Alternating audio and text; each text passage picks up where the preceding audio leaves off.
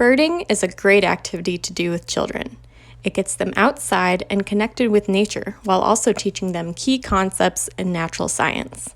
Plus, it's fun. There are many different ways to get kids into birding, but this is how I do it in my classes at Gulf Coast Bird Observatory. Start by showing them a field guide or online bird identification resource. I tend to use the Young Birder's Guide to North America by Bill Thompson III. A field guide is a book or resource that helps you identify things, especially in the field. It's a really helpful tool for any birder of any age. Flip to any page in the book and start showing the child birds and the layout of the book. On every page, we have the name of the bird, their size, a picture of the bird, a short description, and a map of where they can be found. Let's start with the map. Birding can be intimidating for children when they first start out. There are so many types of birds in the world. How can we possibly identify the ones in our yard? Looking at the map can make things a little less scary. There are thousands of species of birds in the world, but probably only a couple hundred in your area.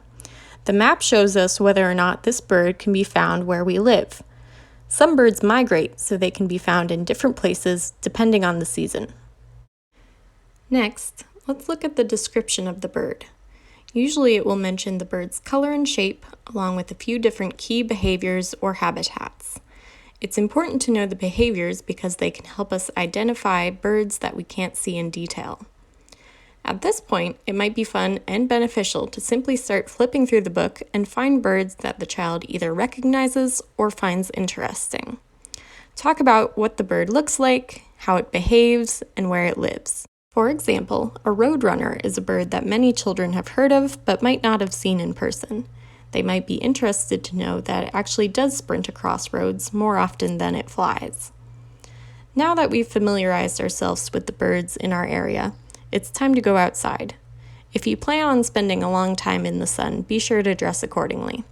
Binoculars are always helpful when birding, but they can be expensive and aren't necessary for beginners.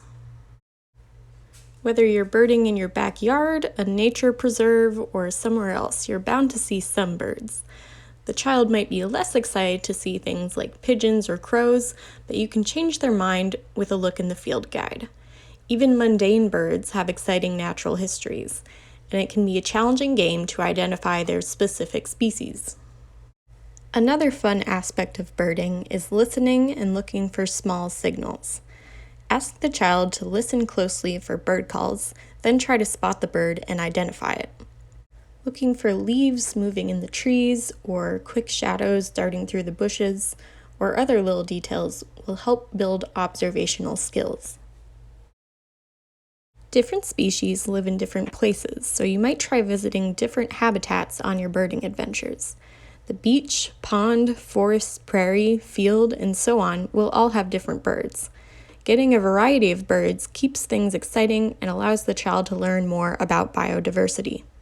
Finally, many birders like to keep a journal or a list of species that they've seen. Nature journaling can help the child gain writing skills and will also help them keep track of what they've seen. In a few months or years, it'll be fun for them to look back and remember all of the birds and other wildlife they've seen. We hope this video has given you some ideas for teaching your child to bird. If you want to learn more about birding or take one of our online birding courses, visit us at gcbo.org.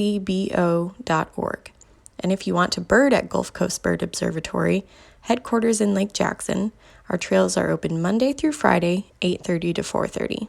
We hope to see you out there.